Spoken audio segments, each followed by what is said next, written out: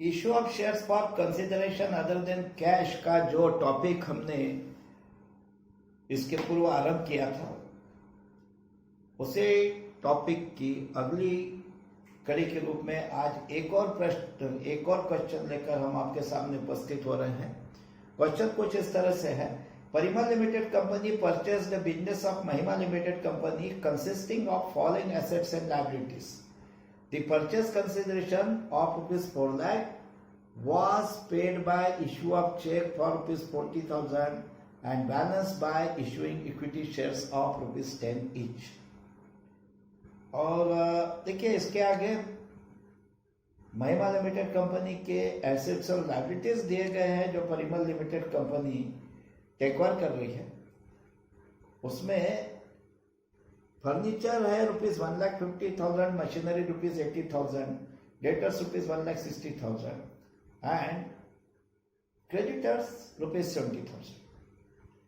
आगे कहा गया है, pass journal entries for the above transaction in the books of the company in the following cases.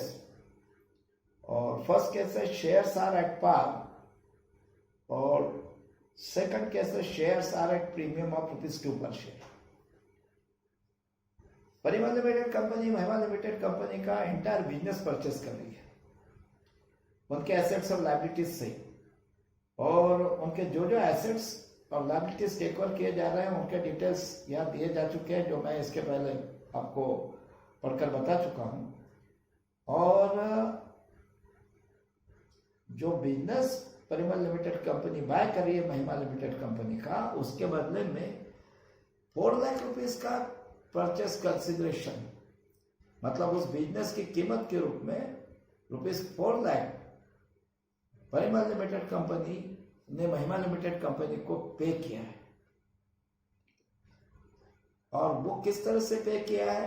Entire rupees 4 lakh का purchase consideration cash में नहीं पे किया गया, और न ही एंटायर रुपीज 4 लाख का purchase consideration issue of shares के द्वारा पे किया गया। यहाँ पे लाख रुपीज का जो purchase consideration Parimal limited company को पे करना था, उसमें से रुपीज 40,000 का परचेस कंसिडरेशन तो परिमल लिमिटेड कंपनी ने चेक से पे किया है, महिमा लिमिटेड कंपनी को चेक इशू किया।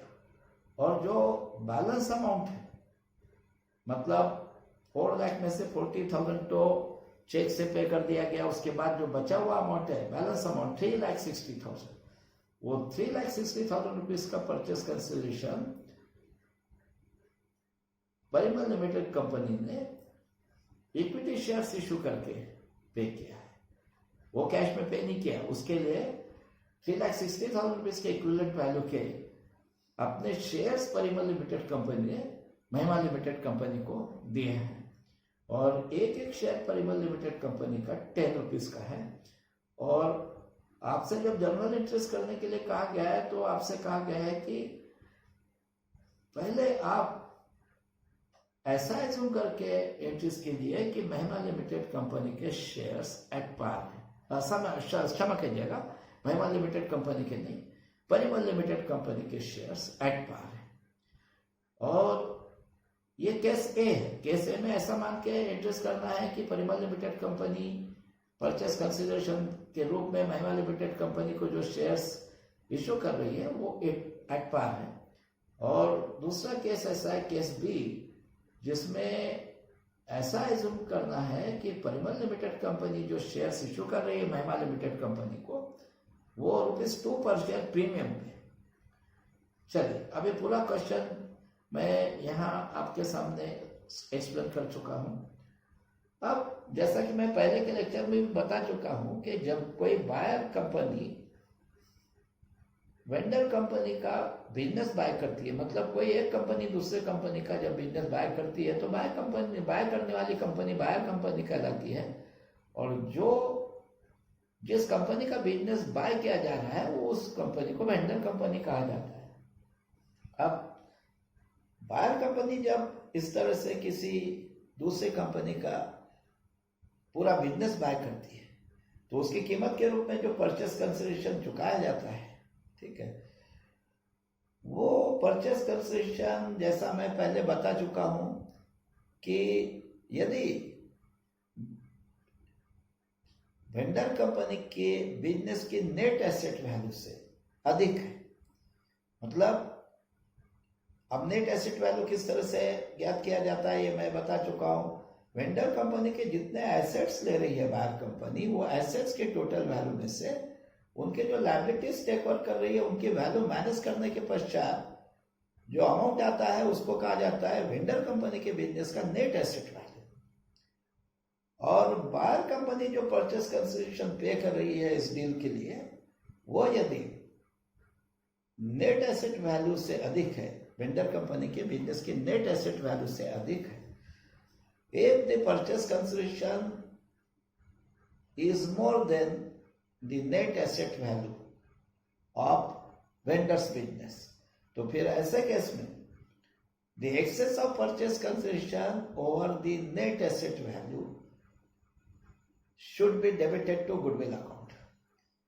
ऐसे केस में वेंडर कंपनी के बिजनेस की नेट एसेट वैल्यू से परचेस कंसिडरेशन का अमाउंट जितना अधिक होगा वो अमाउंट गुडविल अकाउंट में डेबिट करना पड़ता है।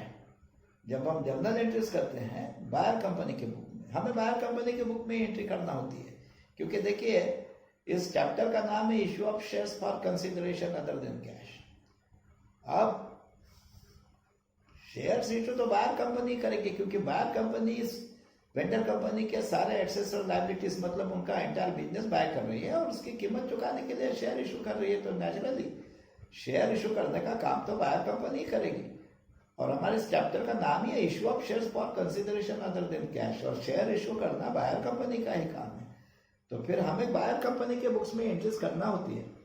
तो ऐसे केस में जब परचेस कंसिडरेशन का अमाउंट वेंडर कंपनी के बिजनेस के नेट एसेट वैल्यू से अधिक हो, तो बायर कंपनी के बुक्स में जब हम एंट्रीज करते हैं तो फिर ये excess of purchase consideration over the net asset value, इसे गुडविल अकाउंट में डेबिट करना पड़ता है। और इसके विपरीत स्थिति हो, if the net asset value is more than purchase consideration, vendor company के बिजनेस का net asset value purchase consideration से अधिक है, मतलब परचेस कंसिडरेशन यदि नेट एसेट वैल्यू से कम है, तो ऐसे केस में the excess of net asset value over the purchase consideration should be credited to capital reserve account। ऐसे केस में net asset value purchase consideration से जितना अधिक होगा वो अमाउंट बायर कंपनी के बुक्स में कैपिटल रिजर्व अकाउंट में क्रेडिट करना होता है। तो हमें सबसे पहले एंट्रीज करने से पहले वर्किंग नोट में कैलकुलेशन करके देखना होगा कि जो purchase consideration Parimal limited company पे कर रही है महिमा लिमिटेड कंपनी को, वो महिमा लिमिटेड कंपनी के नेट वैल्यू एसेट से अधिक है या कम है। यदि वो नेट एसेट वैल्यू से अधिक है तो फिर गुडविल अकाउंट डेबिट करना होगा, और यदि वो नेट एसेट वैल्यू से कम है तो फिर कैपिटल रिजर्व अकाउंट क्रेडिट करना होगा। तो हम पहले नेट एसेट वैल्यू ज्ञात करेंगे महिमा लिमिटेड कंपनी के बिजनेस का, ताकि हम कंपेयर कर सके कि जो परचेस कंसिडरेशन पे किया जा रहा है वो नेट एसेट वैल्यू से अधिक है या कम है। और उसके पश्चात ये जो परचेस कंसिडरेशन का जो बैलेंस अमाउंट है 3,60,000 का, मतलब टोटल 4 लाख का जो परचेस कंसिडरेशन यहाँ दिया जाना है परिमल लिमिटेड कंपनी द्वारा महिमा लिमिटेड कंपनी को, उसमें का 40,000 तो चेक से दिया जा रहा है और जो बचा हुआ 3,60,000 है, उसके लिए कितने इक्विटी शेयर्स इशू करना पड़ेंगे, उसके पेमेंट के लिए परिमल लिमिटेड कंपनी कितने equity shares Mahima limited company को इशू करेंगी, how many number of equity shares, ठीक है, are to be issued in favour of Mahima limited company for payment of balance of purchase consideration ₹3,60,000। ये सारी चीजों का कैलकुलेशन हमें पहले करना होगा एंट्रीज आरंभ करने से पहले। तो मैं पहले महिमा लिमिटेड कंपनी के नेट एसेट वैल्यू, उनके बिजनेस की नेट एसेट वैल्यू कैलकुलेट करूंगा, ताकि हम ये तय कर सके कि महिमा लिमिटेड कंपनी को महिमा लिमिटेड कंपनी का बिजनेस बाय करते समय अपने अकाउंट्स बुक में गुडविल अकाउंट डेबिट करना होगा या कैपिटल रिजर्व अकाउंट को क्रेडिट करना होगा।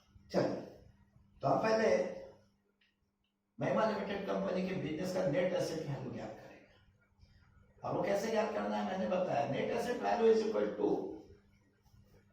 Value of assets taken over minus value of liabilities taken over. मतलब ये जो बायर कंपनी है, ये वेंडर कंपनी के जो एसेट्स टेक ओवर कर रही है उसके वैल्यू में से वेंडर कंपनी की जो लायबिलिटीज टेक ओवर की जा रही है उनके वैल्यू माइनस करने पे नेट एसेट वैल्यू आएगा।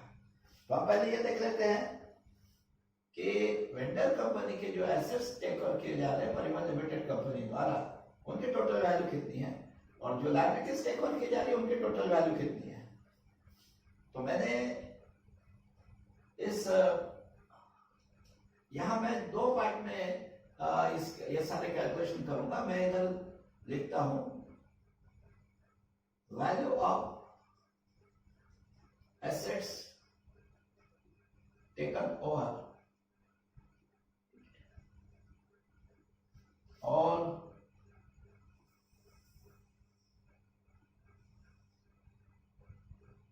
ये किस तरह का मैं एक स्टेटमेंट बनाऊंगा जिसमें स्टेटमेंट को मैं दो पार्ट में डिवाइड कर रहा हूं।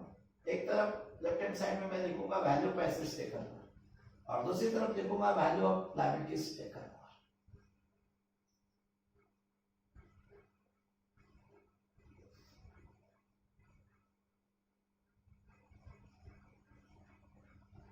Value of assets taken over मतलब परिमल लिमिटेड कंपनी द्वारा महिमा लिमिटेड कंपनी के जो एसेट्स टेक ओवर किए जा रहे हैं उनकी वैल्यू, और value of liabilities take over मतलब Parimal limited company buyer company द्वारा vendor company Mahima limited company की जो लायबिलिटीज ली जा रही है उनकी वैल्यू। अब देखिए यहाँ क्वेश्चन में बताया कि महिमा लिमिटेड कंपनी के कौन कौन से assets Parimal limited company take over कर रही है। फर्स्ट है फर्नीचर और उसकी वैल्यू है 1,50,000 फर्नीचर रुपीज 1,50,000। उसके पश्चात है machinery 80,000,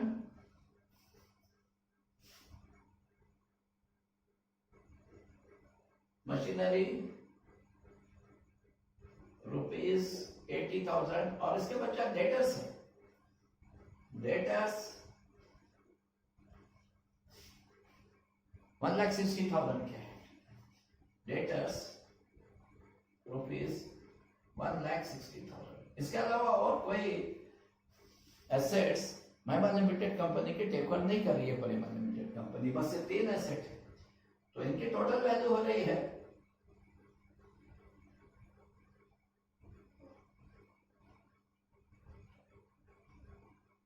3,90,000।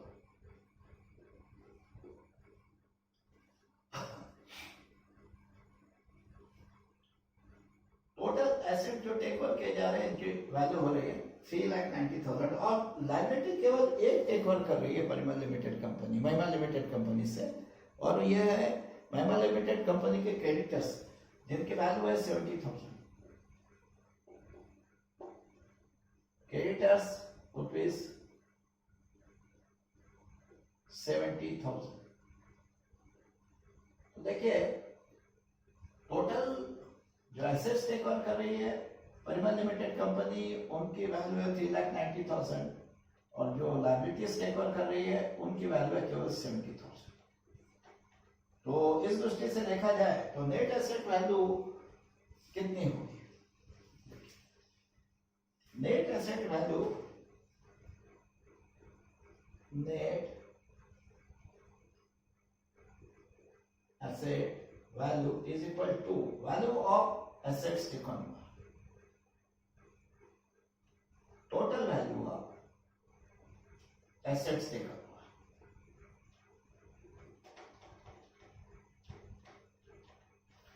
minus total value of liabilities taken over।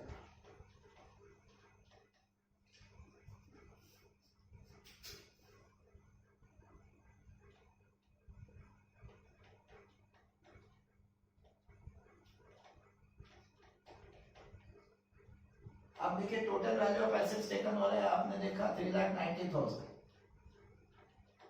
और total value of liabilities taken हो रहा है 70,000। तो इस दृष्टि से देखा जाए तो केवल 3,20,000 का नेट एसेट वैल्यू है। Net asset value of business of Mahima limited company means vendors company, it is rupees 3,20,000, ये 3,20,000। लेकिन अब Parimal limited company purchase consideration तो 4 लाख का पे कर रही है, इसका मतलब नेट एसेट वैल्यू से अधिक है। रुपीज 80,000 नेट एसेट वैल्यू से परचेस कंसेशन ज्यादा है। There is an excess of purchase concession over net asset value rupees 80,000। तो फिर ये 80,000 अगर purchase concession net asset value से अधिक है, if the purchase concession is more than net asset value by rupees 80,000, then this excess of purchase concession over the net asset value should be debited to goodwill account।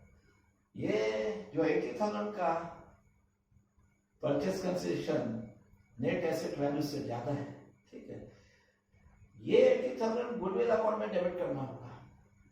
चलिए, तो ये तय हो गया कि हमें 80,000 से गुडविल अकाउंट डेबिट करना होगा। मैं यहां लिख देता हूं, ठीक है, amount to be debited to goodwill account.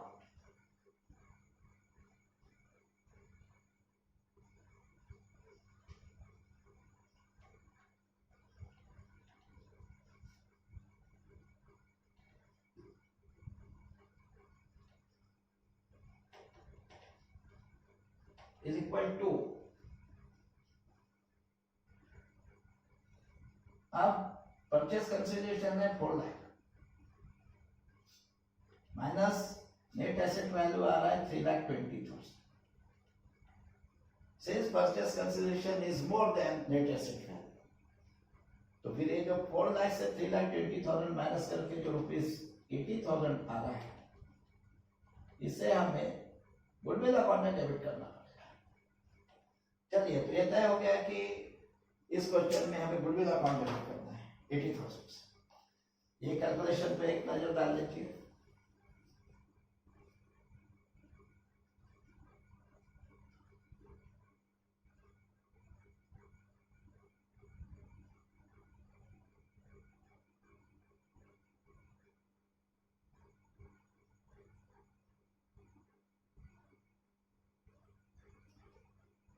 ठीक है, अब इसके बाद हम इस चीज का भी कैलकुलेशन कर लेंगे कि ये जो टोटल परचेस कंसिडरेशन है 4 लाख, इसमें से 40,000 तो परिमल लिमिटेड कंपनी चेक से पे कर रही है, लेकिन जो बैलेंस है 3,60,000 वो Parimal limited company issue of cheque के द्वारा पे करेगी। सॉरी, इशू ऑफ शेयर्स के द्वारा, नॉट चेक के द्वारा। चेक के द्वारा तो 40,000 का परचेस कंसिडरेशन पे कर रही है परिमल लिमिटेड कंपनी, पर जो बैलेंस है रुपीज 3,60,000 वो शेयर्स के द्वारा, इशू ऑफ शेयर्स के माध्यम से चुकाना है।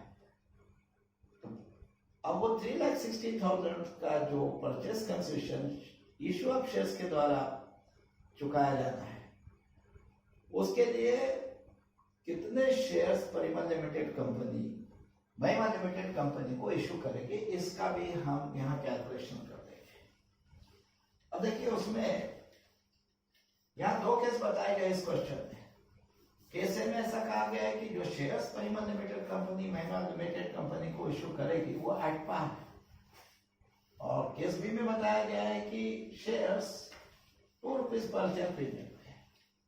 अभी दोनों केसेस में number of shares to be issued by Parimal limited company for payment of purchase concession of rupees 3,60,000, ये जो नंबर ऑफ शेयर्स आएगा, ठीक है, number of shares to be issued दोनों केस में अलग अलग आएगा, क्योंकि इशू प्राइस दोनों केस में अलग अलग है। अब मैंने बताया था आपको कि इस तरह से परचेस कंसिडरेशन यदि इशू ऑफ शेयर्स के द्वारा पे करना है, तो कितने शेयर्स बायर कंपनी ने वेंडर कंपनी को इशू करना चाहिए, how many number of shares should be issued by buyers company in favor of vendor company, वो किस तरह कैलकुलेट किया जाता है, number of shares to be issued, उसका मैंने आपको फॉर्मूला बताया था। Number of shares to be issued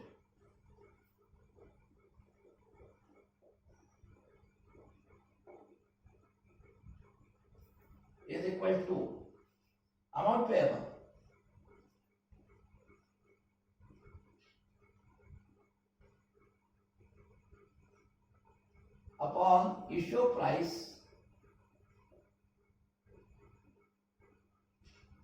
of share, issue price per share. अब इश्यू प्राइस मतलब क्या होता है, भी मैंने बता दिया था।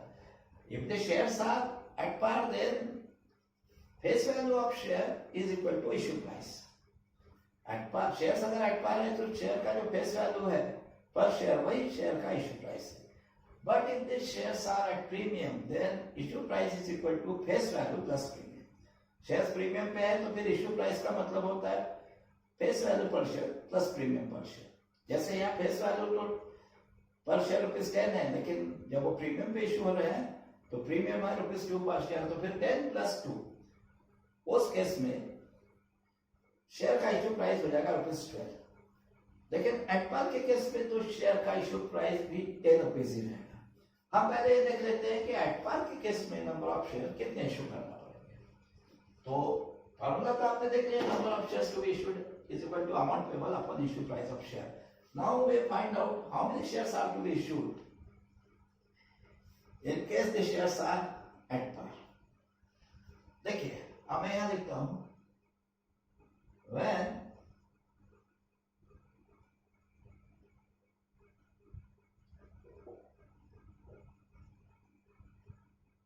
issue of shares is at par, when issue of shares is at par, उस केस में कितना होगा, number of shares to be issued. उस केस में नंबर ऑफ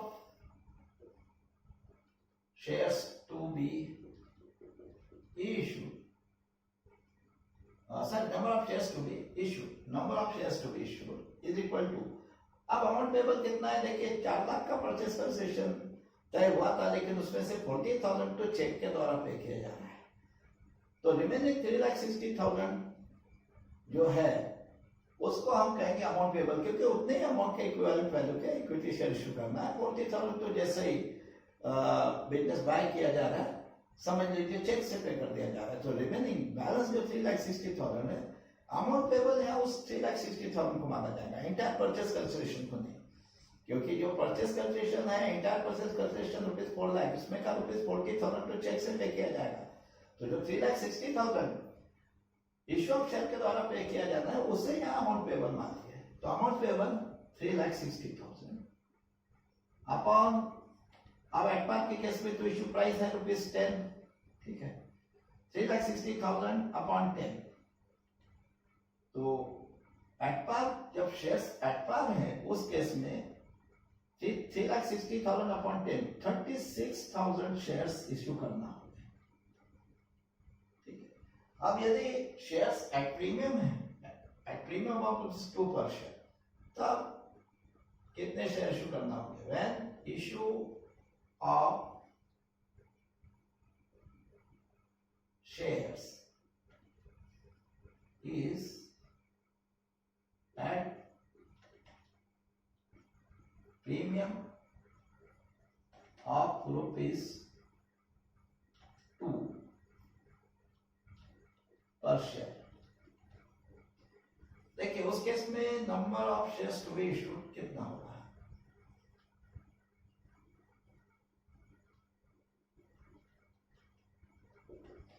उस केस में भी अमाउंट पेबल तो 3,60,000 ही मानना पड़ेगा, लेकिन इश्यू प्राइस मैंने बताया उस केस में कितनी हो जाएगी, फेस वैल्यू पर शेयर ₹10 प्लस प्रीमियम पर शेयर ₹2, 10 + 2 ₹12, तो फिर 3,60,000 अपॉन 12, क्योंकि इश्यू प्राइस ₹12 पर शेयर है, तो ऐसा केस में परिमल लिमिटेड कंपनी को 30,000 शेयर्स इशू करना पड़ेंगे महिमा लिमिटेड कंपनी के फेवर में, 3,60,000 डिवाइडेड बाय 12, 30,000 शेयर्स, ठीक है। तो देखिए यह भी तय हो गया कि दोनों केस में शेयर्स कितने इशू करना होंगे। यदि शेयर्स एट पार है तो फिर केवल 36,000 शेयर इशू करना पड़ेंगे, एट प्रीमियम है तो 30,000 शेयर। अब इसके बाद हम आज के इस क्वेश्चन के एंट्रीज आरंभ करते हैं। फर्स्ट एंट्री कैसी होती है, बायर कंपनी की बुक में, हम बायर कंपनी की बुक में एंट्रीज कर रहे हैं, तो बायर कंपनी की दृष्टि से सोचेंगे ये Parimal limited company buyer company जब vendor company Mahima limited company का पूरा बिजनेस बाय कर रही है तो उनके एसेट भी ले रही है, लायबिलिटीज भी ले रही है। तो फिर महिमा लिमिटेड कंपनी के एसेट्स आ रहे हैं परिमल लिमिटेड कंपनी के पास, और एसेट्स रियल अकाउंट के अंतर्गत आते हैं। और रियल अकाउंट का रूल है डेबिट व्हाट कम्स इन, जो एसेट आ रहे हैं बिजनेस में उनके अकाउंट्स को डेबिट करो। Incoming assets are debited. अब जो जो एसेट आ रहे हैं महिमा लिमिटेड कंपनी से परिमल लिमिटेड कंपनी के पास, परिमल लिमिटेड कंपनी के बुक में उनके सबके अकाउंट डेबिट करना होंगे, डेबिट व्हाट कम्स इन का रूल अप्लाई करते हुए। तो कौन कौन से एसेट आ रहे हैं? महिमा लिमिटेड कंपनी का फर्नीचर मिल रहा है, और फर्नीचर है 1,50,000 का। तो सबसे पहले हम फर्नीचर अकाउंट को डेबिट कर देंगे। Furniture account debit 1,50,000। इसके अलावा मशीनरी भी मिल रही है 80,000 की, तो मशीनरी अकाउंट डेबिट। महिमा लिमिटेड कंपनी की मशीनरी भी आ रही है परिमल लिमिटेड कंपनी के पास, तो मशीनरी अकाउंट डेबिट, और वो है 80,000 की। और डेटर्स भी मिल रहे हैं 1,60,000 के, तो फिर डेटर्स अकाउंट डेबिट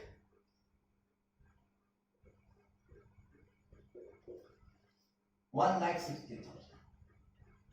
और जैसा कि हम पहले वर्किंग नोट में कैलकुलेशन करते समय देख चुके हैं कि इस केस में परचेस कंसिडरेशन का अमाउंट नेट एसेट वैल्यू से 80,000 रुपीज ज्यादा है, और वो 80,000 में गुडविल अकाउंट में डेबिट करना होगा, क्योंकि वो ऐसा माना जाएगा कि Parimal limited company Mahima limited company का गुडविल भी बाय कर रही है।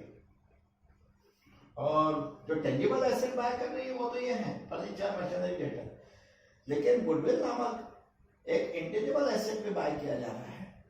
और ये जो 80,000 गुडविल अकाउंट में डेबिट करना है, ये जो एक्सेस ऑफ परचेस कंसिडरेशन और नेट एसेट वैल्यू है, वो उस इंटेंजिबल एसेट गुडविल की कीमत है जो Parimal limited company Mahima limited company को चुका रही है, उनके गुडविल की कीमत। तो उसे गुडविल अकाउंट में डेबिट करना है। चलिए, वो हम पहले तय कर चुके कि 80,000 से गुडविल अकाउंट को डेबिट करना होगा, तो हम गुडविल अकाउंट में डेबिट कर देते हैं। Goodwill account debit 80,000। और अब महिमा लिमिटेड कंपनी के क्रेडिटर्स ले रही है परिमल लिमिटेड कंपनी, वो तो लायबिलिटी है। किसी और के लायबिलिटी अपने पर लेना, इसका मतलब अपनी लायबिलिटी को बढ़ाना है। और मैं इसके पूर्व के लेक्चर में कई बार दोहरा चुका हूं कि मॉडर्न अप्रोच जो होता है क्लासिफिकेशन ऑफ अकाउंट्स के आस, क्लासिफिकेशन ऑफ अकाउंट्स का जो मॉडर्न अप्रोच है, उसमें लायबिलिटीज अकाउंट भी एक अकाउंट्स के कैटेगरी है, और लायबिलिटीज अकाउंट जो होते हैं उनका डेबिट क्रेडिट का रूल है डिक्रीज इन लायबिलिटी डेबिट और इंक्रीज इन लायबिलिटी क्रेडिट। यदि किसी के बिजनेस में लायबिलिटी इंक्रीज हो रही है तो क्रेडिट की जाती है। अब यहाँ Parimal limited company Mahima limited company के क्रेडिटर महिमा लिमिटेड कंपनी की लायबिलिटी अपने ऊपर ले रही है, तो परिमल लिमिटेड कंपनी की क्रेडिटर नाम की लायबिलिटी इंक्रीज हो रही है। ये महिमा लिमिटेड कंपनी के भी क्रेडिटर्स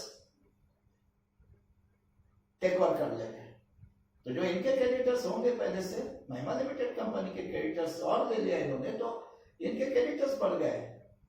इनके क्रेडिटर्स नामक लायबिलिटी बढ़ रही है, लायबिलिटी इंक्रीज होती है तो क्रेडिट होती है, तो फिर क्रेडिटर्स अकाउंट को क्रेडिट करना होगा। क्रेडिटर कितने के? 70,000। तो फिर 2 क्रेडिटर्स अकाउंट 70,000, और इसके साथ एक और अकाउंट क्रेडिट करना होगा। ये जो महिमा लिमिटेड कंपनी है जिनसे परिमल लिमिटेड कंपनी सारा बिजनेस बाय कर रही है, इनको जो 4 लाख रुपीज का परचेस कंसिडरेशन ड्यू है, ये जब तक चुकाया नहीं जाता तब तक ऐसा माना जाएगा कि परिमल लिमिटेड कंपनी पे वो उधार है, वो ड्यू है। और यदि किसी का कोई अमाउंट हम पे ड्यू होता है, हम किसी से कोई चीज उधार बाय करते हैं, तो जिससे बाय कर रहे हैं उसका एक पर्सनल अकाउंट हमारी अकाउंट बुक में ओपन करना पड़ता है, और उस अकाउंट को हम क्रेडिट करते हैं क्यों क्रेडिट करते हैं? क्योंकि हम उससे या तो कोई पैसा उधार ले रहे हैं या कोई सामान उधार ले रहे हैं, कुछ ना कुछ हम उधार ले रहे हैं।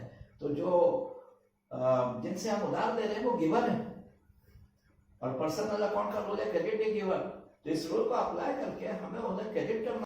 या परिमल लिमिटेड कंपनी जब तक महिमा लिमिटेड कंपनी को परचेस कंसेशन का पेमेंट नहीं करती, तब तक ऐसे ही मानेंगे कि परिमल लिमिटेड कंपनी ने महिमा लिमिटेड कंपनी का बिजनेस उधार बाय किया है। फिर महिमा लिमिटेड कंपनी का 4 लाख परिमल लिमिटेड कंपनी पे उधार हो रहा है, ड्यू हो रहा है। तो परिमल लिमिटेड कंपनी अपने अकाउंट बुक में एक महिमा लिमिटेड कंपनी का पर्सनल अकाउंट ओपन करेगी। और क्योंकि इस केस में Mahima limited company Parimal limited company की दृष्टि से महिमा लिमिटेड कंपनी गिवर है, उन्होंने अपना सारा बिजनेस दे दिया है परिमल लिमिटेड कंपनी को, तो महिमा लिमिटेड कंपनी गिवर है और पर्सनल अकाउंट का रूल है क्रेडिट गिवर। उस दृष्टि से हम महिमा लिमिटेड कंपनी के अकाउंट को यहाँ 4 लाख से क्रेडिट कर देंगे, जितना उनका परिमल लिमिटेड कंपनी पे ड्यू हो रहा है परचेस कंसेशन। तो महिमा limited company's account for that.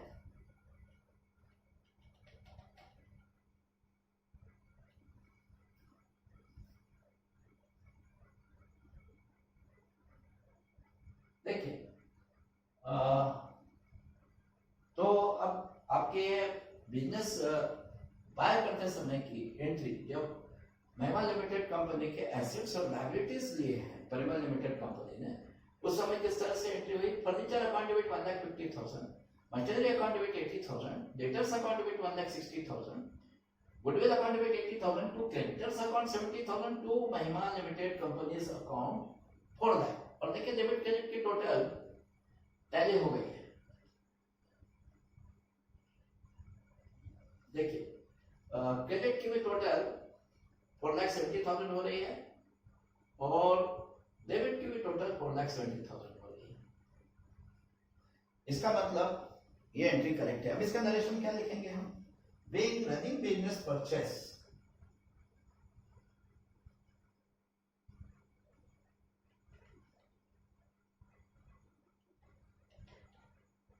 being running business purchase from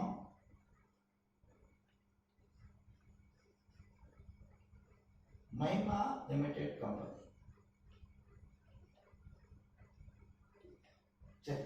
ये जब बिजनेस बाय किया गया है, उनके एसेट्स और लायबिलिटीज टेक ओवर किए गए महिमा लिमिटेड कंपनी के, उस समय इस प्रकार की एंट्री हो गई।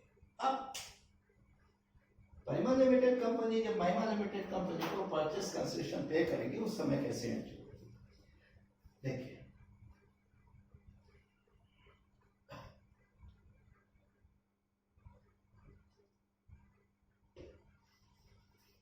उस समय अब Parimal limited company Mahima limited company को परचेस कंसेशन के पेमेंट के रूप में 40,000 रुपए का तो चेक दे रही है 40,000 का, और रिमेनिंग 3,60,000 के बदले में अपने इक्विटी शेयर्स दे रही है। अब ये चेक और इक्विटी शेयर्स ये दोनों महिमा लिमिटेड कंपनी रिसीव कर रही है परिमल लिमिटेड कंपनी से। इसका मतलब अब महिमा लिमिटेड कंपनी रिसीवर है। Mahima limited company is receiving cheque and shares from Parimal limited company.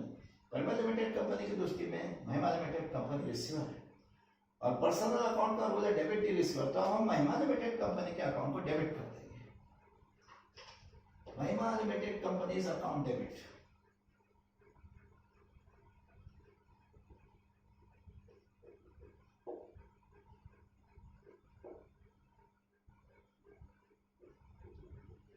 और कितने अमाउंट से? टोटल जितना परचेस कंसेशन उनको ड्यू है उतने अमाउंट से डेबिट करना है। क्योंकि देखिए 40,000 का तो चेक रिसीव कर रहे हैं वो, और 3,60,000 के शेयर्स, तो कुल मिला के 4 लाख की चीजें तो रिसीव कर ही रहे हैं। जो कुछ भी रिसीव कर रहे हैं चेक और शेयर्स, दोनों का वैल्यू कुल मिला के 4 लाख है, तो उनको 4 लाख से डेबिट कर देंगे महिमा लिमिटेड कंपनी के अकाउंट। लेकिन क्रेडिट क्या करेंगे? तो देखिए 40,000 का तो चेक से पेमेंट करिए परिमल लिमिटेड कंपनी, और आपको पता है कि जब कभी भी किसी को हम चेक से पेमेंट करते हैं तो फिर वो अमाउंट जो चेक से पे किया जा रहा है वो बैंक अकाउंट को क्रेडिट किया जाता है। ठीक है, वो अमाउंट बैंक अकाउंट को क्रेडिट किया जाता है। ये बार बार क्यों किया जाता है, ये इसके पूर्व के कई लेक्चर में मैं दोहरा चुका हूं, और ये चीज तो पहले से ही आप जब से आपने कॉमर्स पढ़ना शुरू किया, अकाउंट्स पढ़ना शुरू किया होगा, तब से ये आपके सामने बार बार कई लोग दोहरा चुके होंगे कि बैंक अकाउंट क्यों क्रेडिट किया जाता है। तो उसको दोहराने की आवश्यकता नहीं है। जब भी चेक से पेमेंट किया जाएगा बैंक अकाउंट को वो अमाउंट क्रेडिट किया जाएगा। तो हम क्योंकि यहाँ महिमा लिमिटेड कंपनी को 40,000 का payment Parimal limited company cheque से कर रही है, तो हम परिमल लिमिटेड कंपनी के बुक्स में 40,000 से बैंक अकाउंट को क्रेडिट कर देंगे टू बैंक अकाउंट 40,000, और रिमेनिंग 3,60,000 के जो रिमेनिंग जो परचेस कंसेशन है वो Parimal limited company issue of shares के द्वारा दे रही है, शेयर्स इशू कर रही है। अब वो दो अलग अलग केस है। केस ए में बताया गया है कि शेयर्स जो इशू कर रही है Parimal limited company at par है। अब उस केस में कितने शेयर इशू कर रहे हैं वो हम पहले ही कैलकुलेशन करते समय देख चुके हैं। ये केस ए। अब केस ए में हमने देखा है कि Parimal limited company only 36,000 shares दे रही है महिमा लिमिटेड कंपनी को। चलिए, अब जब महिमा लिमिटेड कंपनी को Parimal limited company 36,000 shares issue कर रही है, तो आपको पता है जब भी कोई कंपनी शेयर इशू करती है तो इशू किए गए शेयर्स का face value equity share capital account में क्रेडिट करना पड़ता है। तो 36,000 शेयर्स का फेस वैल्यू 36,000 इंटू ₹10, 3,60,000, ये इक्विटी शेयर कैपिटल अकाउंट को क्रेडिट करना पड़ेगा। तो उसे मैं इक्विटी शेयर कैपिटल अकाउंट में क्रेडिट कर देता हूँ।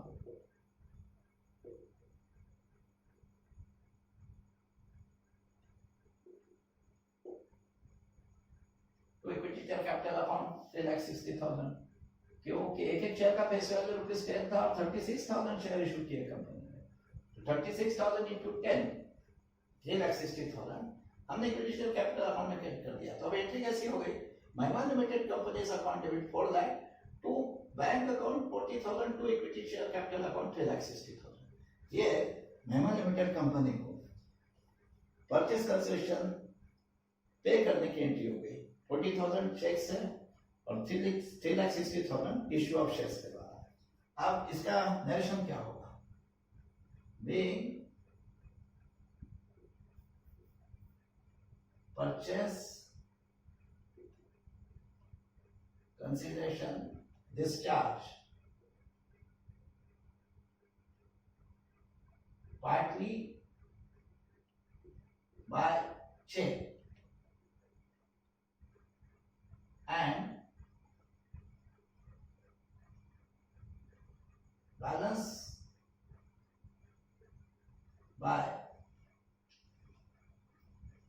issue of shares, by issue of 36,000 shares कर देते हैं, नंबर ऑफ शेयर्स भी मेंशन कर देते हैं। बाय इशू ऑफ 36,000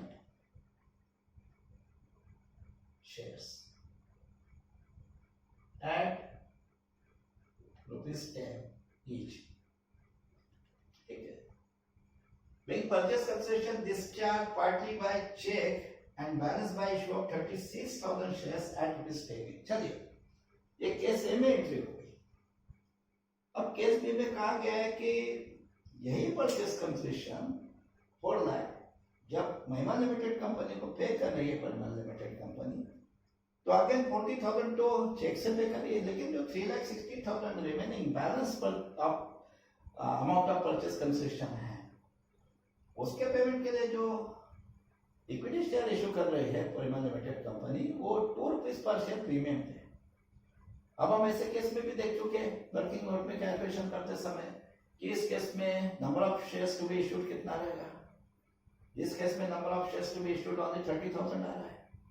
तो अब इसकी एंट्री कैसी होगी? देखिए, अब मैं यहाँ केस बी, केस टू नहीं, केस बी है, यहाँ अब केस ए की जगह मैं यहाँ कर देता हूँ केस बी। अब देखिए, केस बी में भी महिमा लिमिटेड कंपनी के अकाउंट को तो 4 लाख से डेबिट करेंगे जितना उनका उधार था परिमल लिमिटेड कंपनी, और बैंक अकाउंट को 40,000 से क्रेडिट करेंगे क्योंकि 40,000 चेक से पे किया जा रहा है, तो 40,000 तो बैंक अकाउंट में क्रेडिट होगा। बस अब समस्या यहाँ है कि अभी इक्विटी शेयर कैपिटल अकाउंट को हम 3,60,000 से नहीं क्रेडिट कर पाएंगे इस केस में। उसका कारण है क्योंकि इक्विटी शेयर कैपिटल अकाउंट को केवल जितने शेयर्स इशू किए जा रहे हैं उनके फेस वैल्यू से क्रेडिट होता है, और इस केस में शेयर्स तो केवल 30,000 इशू किए जा रहे हैं, तो फिर इक्विटी शेयर कैपिटल अकाउंट में 30,000 शेयर्स की फेस वैल्यू से क्रेडिट होगा, और फेस वैल्यू पर शेयर कह दें तो 30,000 शेयर्स की फेस वैल्यू हो रही है कुल 30,000 शेयर्स इंटू रुपीज 10, 3 लाख। फिर इक्विटी शेयर कैपिटल अकाउंट तो केवल 3 लाख से क्रेडिट होगा, तो चलिए into equity share capital account मैं कर देता हूं यहाँ 3 लाख। और जब भी शेयर प्रीमियम पे इश्यू होते हैं तो आप जानते हो कि जो प्रीमियम का अमाउंट है ऐसे इश्यू किए गए शेयर्स का, वो सेकेंडरी प्रीमियम अकाउंट में क्रेडिट करना पड़ता है। अब यहाँ हर शेयर ₹2 प्रीमियम पे है, और कंपनी ने इस केस में 30,000 शेयर्स इश्यू किए हैं, तो 30,000 शेयर्स का कुल प्रीमियम का अमाउंट कितना होगा? 30,000 शेयर्स इंटू ₹2, 60,000, उसको हम सेकेंडरी प्रीमियम अकाउंट में क्रेडिट करेंगे। तो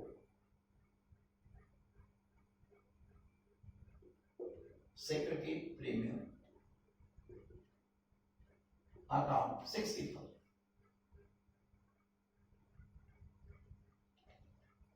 और उसका नरेशन लिखेंगे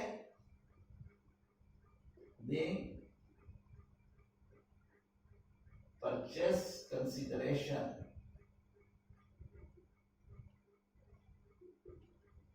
discharge by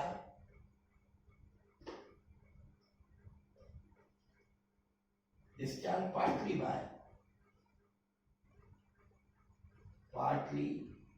by check and balance by issuing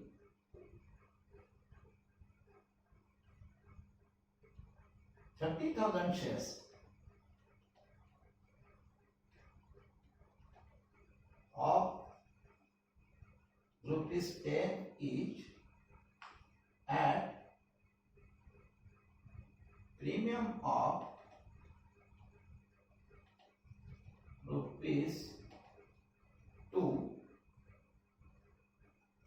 per share।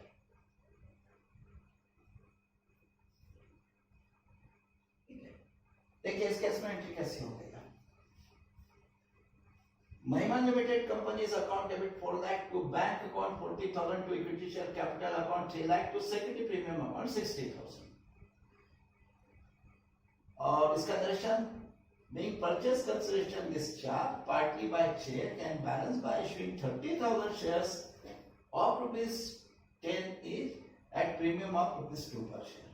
चलिए अब दोनों ही केस में जब शेयर से एट पार इशू किए जा रहे हैं और जब एट प्रीमियम, ये दोनों ही केस में परिमल लिमिटेड कंपनी जो महिमा लिमिटेड कंपनी को परचेस कंसिडरेशन पे करने के लिए शेयर्स इशू करेंगी, उसकी एंट्री कैसी होगी ये हम दोनों केस में देख चुके हैं। तो आज का इस क्वेश्चन के सारे कैलकुलेशन और जर्नल एंट्रीज सब कुछ यहाँ समाप्त होता है। ये पूरा क्वेश्चन यहाँ समाप्त हो गया। अब अगले लेक्चर तक प्रतीक्षा करें। धन्यवाद।